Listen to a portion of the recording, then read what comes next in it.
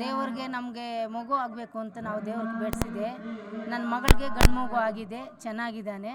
ಅದಕ್ಕೆ ನಾವು ಇವಾಗೆಲ್ಲ ನಾವು ಅಮ್ಮನ ಕೊಟ್ಟು ಆಶೀರ್ವಾದ ತೊಗೊಂಡು ಹೋಗ್ತಾ ಇದ್ದೀವಿ. ಆರತಿ ತೀರಿಸಿದ್ದೀವಿ ಇವತ್ತು.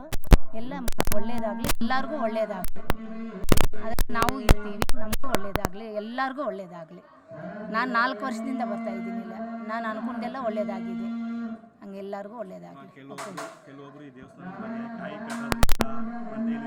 ಒಳ್ಳೇದಾಗಲ್ಲ ಅಂತ ಹೇಳ್ತಾರೆ. ಅವ್ರ ಬಗ್ಗೆ ಏನು ಹೇಳಕ್ಕೆ ಇಷ್ಟಪಡ್ತಾರೆ? ಅದು ಅವ್ರ ಅದೃಷ್ಟ, ಅವ್ರ ದುರ್ದೃಷ್ಟ, ಏನು ಮಾಡೋಕ್ಕಾಗಲ್ಲ. ಎಲ್ಲರಿಗೂ ಒಳ್ಳೇದಾಗ್ತಾ ಇದೆ. ಅವ್ರಿಗಾಗಿಲ್ಲ ಅಂದರೆ ಅವ್ರ ದುರ್ದೃಷ್ಟ, ನಾವೇನು ಮಾಡೋಕ್ಕಾಗುತ್ತೆ?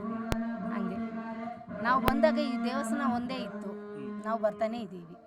ನಮಗೆಲ್ಲ ಒಳ್ಳೇದು. ನಂಬಿಕೆ ಇಟ್ಕೋಬೇಕು, ನಂಬಿಕೆದಲ್ಲಿ ಮಾಡಬೇಕು, ಪೂಜೆ ಮಾಡಬೇಕು. ಅಂದರೆ ಆಯಮ್ಮನು ಒಳ್ಳೇದು ಮಾಡಿಲ್ಲ ಅಂದರೆ ನಿಮ್ಮ ಮನಸ್ಸಲ್ಲಿ ಇರಬೇಕಲ್ಲ, ಆಯಮ್ಮನು ಮಾಡ್ತಾರೆ ಅಂತ.